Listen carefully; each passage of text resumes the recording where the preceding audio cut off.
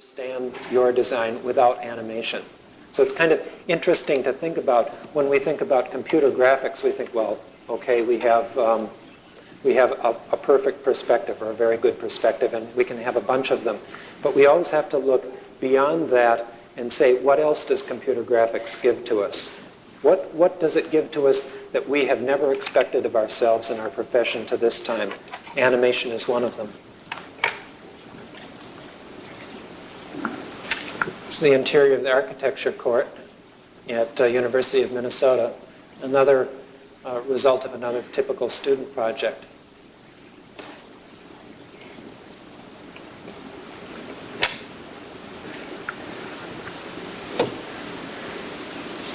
We often do shadow studies. Shadow studies are another thing which, if it weren't for computer graphics, would be a very difficult sort of a thing. I wouldn't claim anyone in here would ever fake shadows, but I remember my student days, I faked a few. The idea is that you've got this building and you want to make it look good. And so you put in shadows and shading. Why? Well, to make the building look good. Occasionally it may be to illustrate a particular point. But after all, making shadows in something as complex as this would be very difficult. And if someone asks you to do it for 10:30 in the morning on January 5th, well, you couldn't do it at all for all practical purposes. And yet with computer graphics, we can generate shadows from any place in the world, any time of the year or day, with equal ease.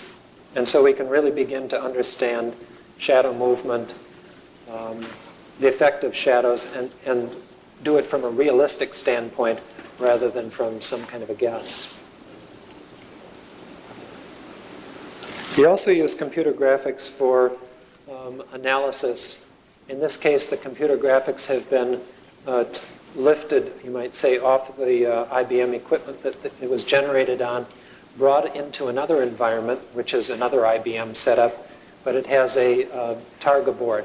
I don't know if you are familiar with that, but a Targa board is able to readily accept video images and collage video images together with the proper software. It can integrate quite well with computer graphics and allow you to use various sophisticated paint programs to do analysis much as you would do by hand, except you get quite a bit more flexibility with it. So all of these are printouts from things that were done on the video system. There's a typical printout. We do have a color printer for that setup.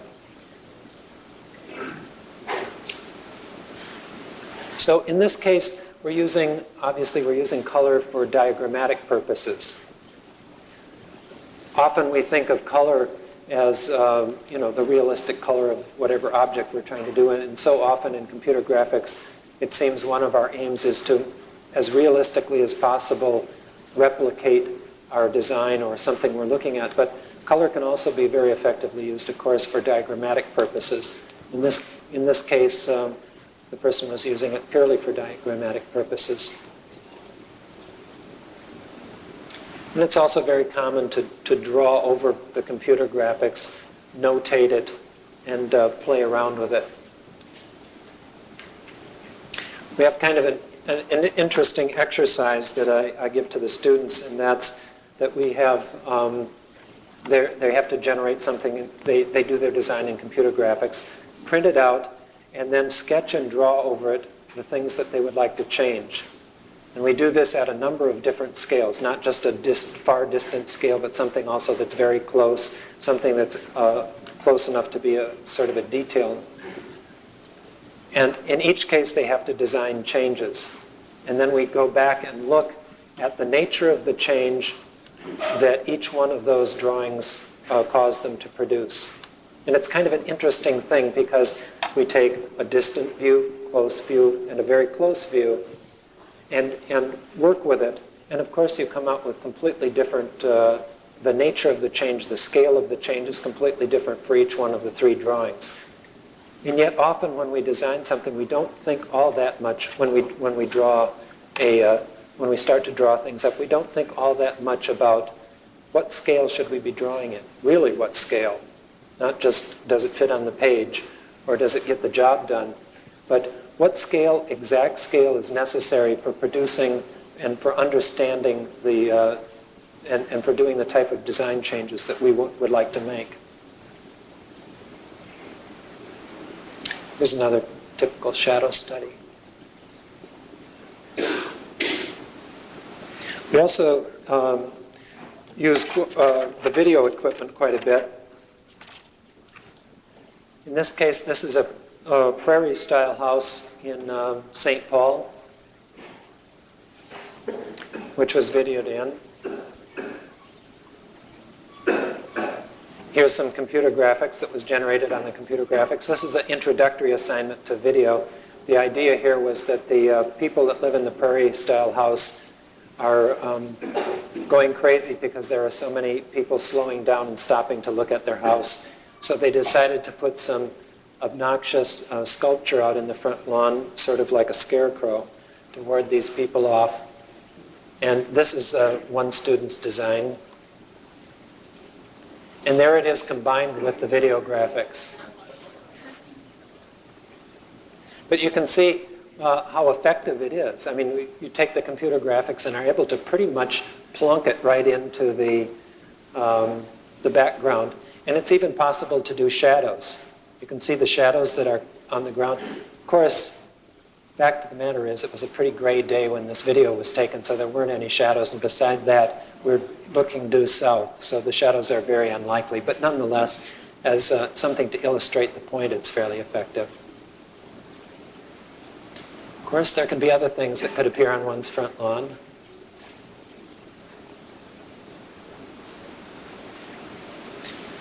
This is another project where the computer graphics, I think, is pretty identifiable there on the right. This is a project in downtown St. Paul in a pretty visually sensitive area. And I'm not saying that the student did a brilliant job on this project. It actually turned out fairly well. But it was a nice example of being able to drop computer graphics into the videoed graphics and come up with something that looks pretty much like what that building would look like if it were built.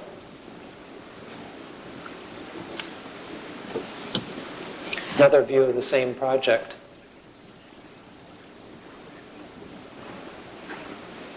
And another view of the same project.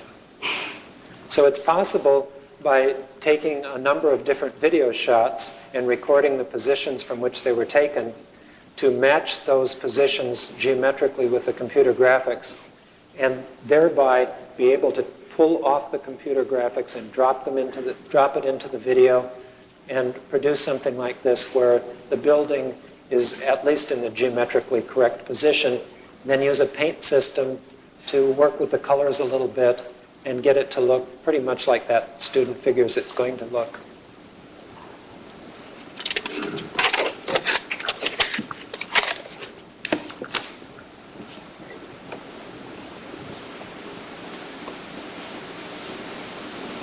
Well, the studio experience led to the development of another way of doing computer graphics. The graphics that you've seen were all developed in plan, and that's a standard way of doing it with most computer graphics programs. You actually look at it in plan, you design it in plan, generate it in plan, and then give height information that gives you the Z height information. Then at some point, you go and you look at it in 3 dimensions by erasing the plan view and looking at it in 3 dimensions. Some programs will have several different windows, and maybe 3-dimensional window will be one of those. But basically, you're working in a plan or elevation type of view and giving information to the computer, which then generates the perspective view. This program, which is called SpaceMaker, is something that I've developed over the last 2.5 years, and I gave a couple of demonstrations of it this afternoon. And it's a little bit hard to show in slides, but we'll go over it and see what you think. In this program, you actually draw in 3 dimensions on the screen. You never have to go to a two-dimensional portrayal at all. It's been kind of a long dream in computer graphics that goes back a couple of decades to Nicholas Negroponte and Ivan Sutherland to be able to draw on the screen. That seems to be an ideal in design, that you wanted to draw on the screen much as you would if it was on the back of a napkin and you just wanted to make some little three-dimensional sketch. So this little sketch here is something that's done just to show that this is sort of what you want to be able to do. You want to be able to have that up there and just draw it. And then somehow or another have the computer know that that's a three-dimensional thing, know something about the elements and the shape that you had intended, and be able to, so that you could rotate it and shade it and use shadows and so forth. That's pretty much what this program does. We start by imagining that we're working on something like a table, and the table has been gridded with those blue lines so that you have a sense of the direction of that table. And so it's like you're sitting over the corner of a table and you're about to build a model, except that the way you're going to build a model is you're going to just use your finger and point, and somebody else is going to have to build the model. So you say, I want to start my model there and point, and then I want it to be so high, and then I want the next corner to be over there, and the next corner to be there, and so forth.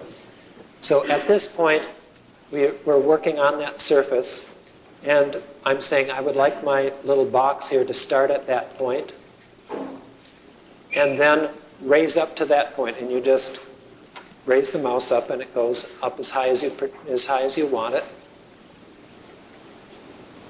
And then you begin rubber banding a wall. Rubber banding is when that wall is following the tip of your cursor. It just, the end of the wall there seems like it's glued to the end of that pointer. And as you move the pointer around in that screen, that generates a wall in true perspective. That means that if you had the wall way over to the left, that top corner would lean to the left. If you had it over to the right, the top corner would lean over to the right in this particular view.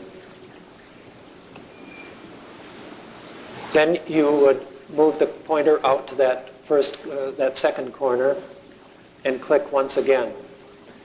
One thing that I felt is very important in a program like this is that the computer graphics be totally interactive and that there be an element of play in it, so that you could move around and you could sort of play. You could make that wall go back and forth and play around and gradually settle in on the point that you wanted that wall to end, and not have to, for example, type in a particular dimension or be ruled on some sort of a gridded system, although this will allow for that. Play is kind of an interesting thing in design and in graphics. And normally if you're going to sketch something, for example, you don't just put your pencil down and draw a line to the next proper place.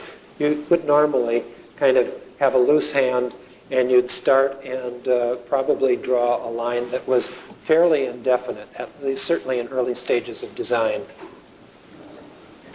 And there seems to be a need for that kind of a play, of movement, things that you can do that in some way contribute to the looseness, the flexibility of a design, and yet don't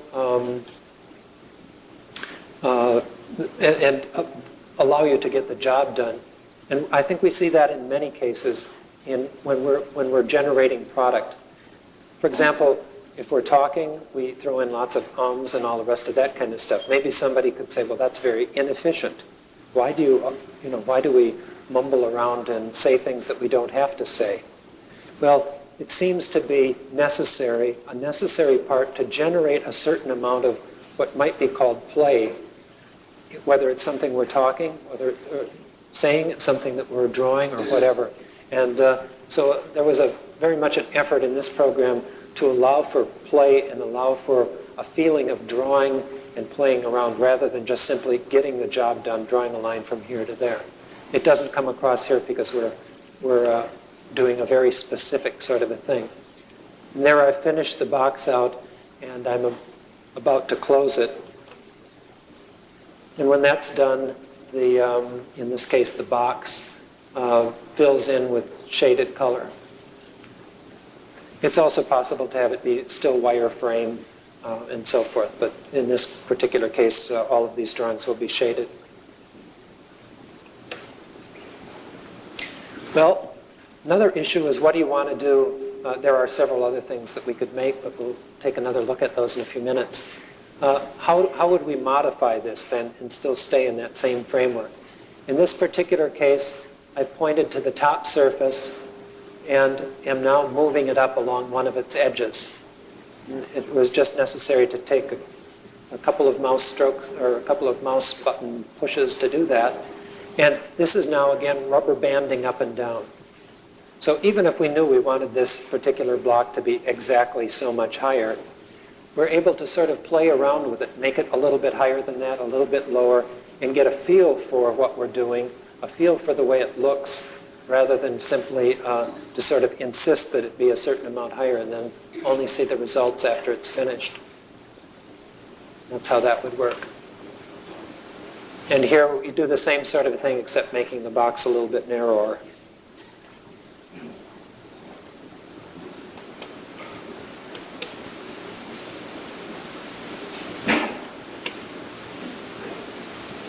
And in this case, I'm bringing that top corner down and making the box beveled. Once again, always, anytime that we're moving, while it won't generate a completely interactive view, that means all the surfaces and everything are not being constantly regenerated. We do see a wireframe of the change, and that does occur in real time. So we're able to see the effect and understand the effect of something before we commit to it.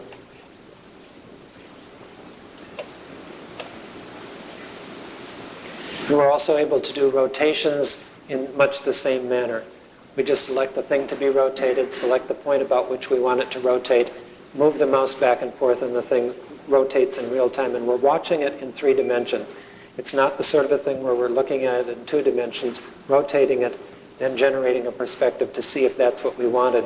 We actually see the visual effect of the rotation in 3 dimensions as we're looking at it.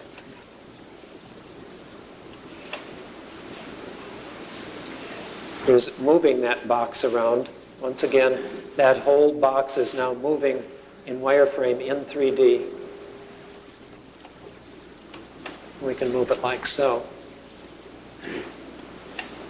There are a number of other shapes that we can generate. This would be another simple one, just a column. We can also make anything that could be based on a swept surface. That would be a column, a cone, an arch, any sort of a cylindrical shape of many types, or partial cylinders, partial cylindrical shapes.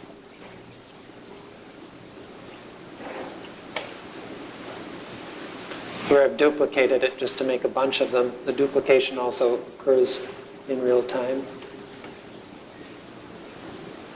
Comes up like that. And putting a spherical ball on top of one sphere's cone, or spheres, domes, partial spheres and domes and so forth can also be made very easily, and they're all drawn in place. So it isn't a matter of calling up a library object, giving it XYZ coordinates, and then placing it somewhere. It's visually constructed exactly where you see it there. One thing that often gives people fits with 3 dimensions is the necessity to understand the XYZ coordinate system to get very much done. This type of a program, you don't need to know anything about the XYZ coordinate system. Absolute zip. As a matter of fact, most of the time when you're generating something, you'd have no idea whatsoever of any direction that there would be for an X or Y axis. Here, make a small wall. Goes through there. Change some colors.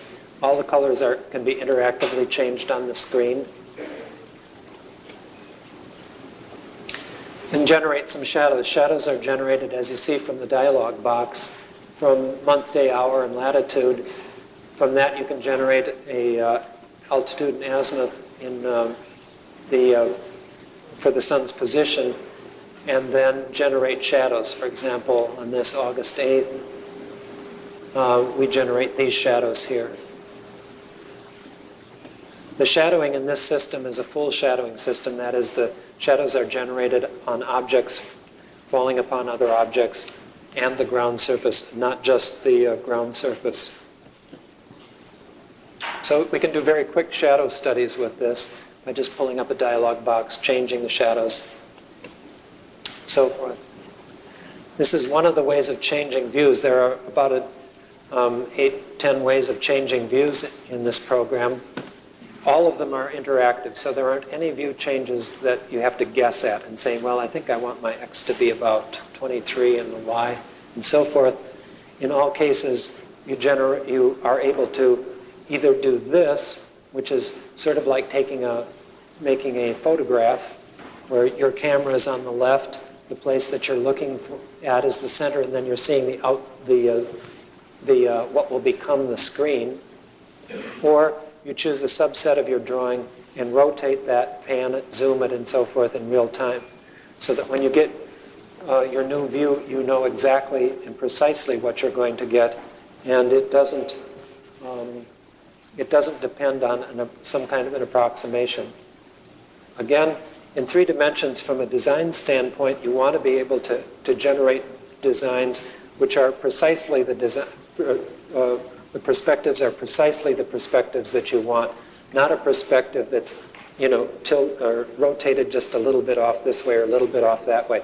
Imagine the frustration, for example, if you were going to be looking at some student's model and they held the model up in front of you and wouldn't let you touch it.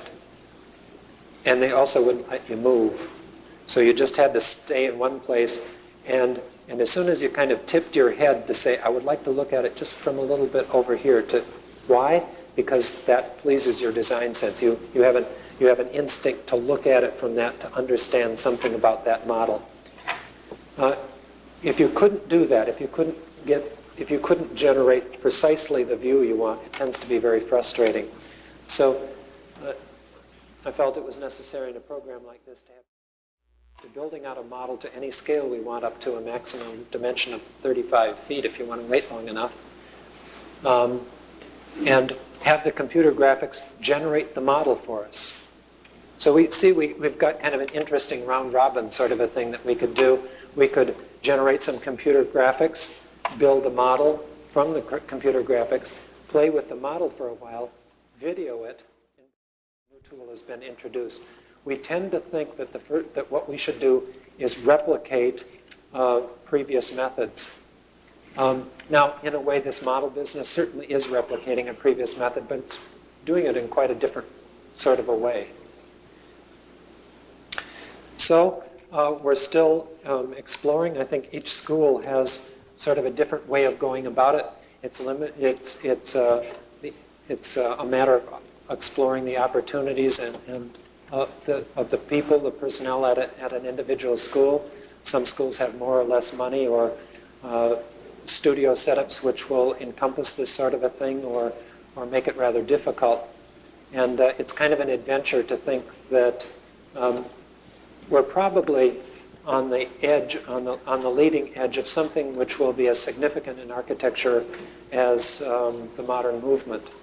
Modern movement may not be entirely in fancy in these days, and yet the modern movement was a very, very great force in architecture and really completely overturned a great number of things. And whether you presently agree with particular principles of the modern movement is not the important thing, but rather to recognize it as the force it was and recognize the things that went into it, such as concrete and steel construction. There were certain things that enabled a whole generation to really grab hold and produce a tremendous amount of work. I think with each succeeding generation, each generation tries to establish itself. Tries to establish itself as having something to contribute, having some basis on which to lead. I think we go through many decades without each succeeding generation really having much to hitch their wagon to. And so we get movements which probably don't go very far. Even ones that have some strength to them, for example, postmodernism, kind of die away relatively quickly in the scheme of things. So what happens when you have something as I believe computer graphics or computers as applied to architecture. What do you have when you have something that powerful, that multifaceted, and you have a lot of people who stay up late nights trying to figure out ways to make that thing work in architecture and work in design, work in art, and so forth? You have the makings for a complete revolution. Then a new generation that's coming up really has something to get a hold of, and I think that that's exactly what's going to happen. Fascinating time to be a part of architecture. Thank you.